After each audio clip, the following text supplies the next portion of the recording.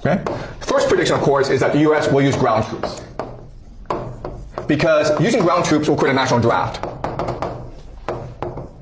And what does a national draft do? It creates a civil war. Right?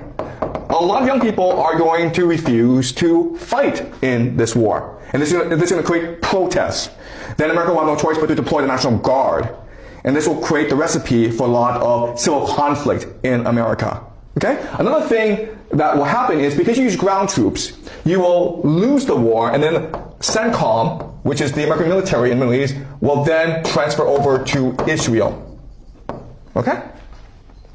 What's happening in this war is that the economies of the GCC are being destroyed. And that's part of the plan. Okay? Because for Israel to achieve the Greater Israel Project, it needs to absorb the GCC and parts of Turkey and parts of Egypt. Okay? So another way of saying this is that the GCC is basically finished. The intention is to collapse their economies and make them irrelevant. Right?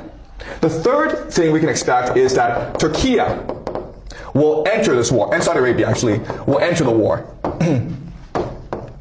Because you want to use this war to weaken opposition to these eschatologies as much as possible. Okay? So Turkey and Saudi Arabia will enter this war, and they will suffer tremendously because of their participation. All right. Again, the Al-Aqsa Mosque will be destroyed. Okay? And then you have the rise of Persia. Okay? The rise of Persia. Why is this important? Because you need the Islamic world to unite against Israel for the end of days.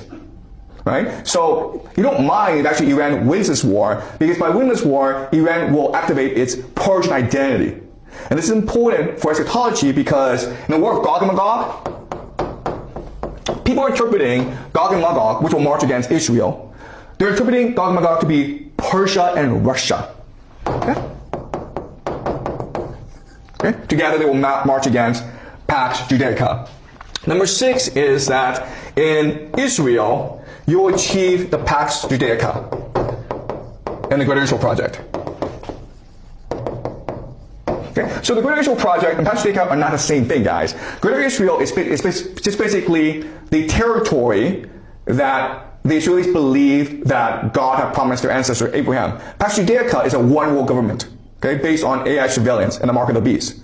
So what will happen is that Israel will use this war to expand its territory, and then what will happen is that capital, technology, will then start to flow to Israel in order to create the Pax Judaica. So think of companies like NVIDIA, Oracle, Microsoft, Google. Well, they'll probably transfer themselves to Israel because that is where the power will rest.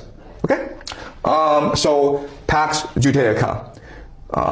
Then you will have Russia winning the war in Ukraine. Okay? And then return Greeks to Constantinople. Basically, another way of saying this is, it is possible that the Greeks go to war against Turkey, and then Russia supports the Greeks and return the Greeks to Istanbul. Okay? But then you're like, wait a minute. Turkey is a NATO member. Well, we can also expect destruction of Europe. Okay? The end of NATO, basically.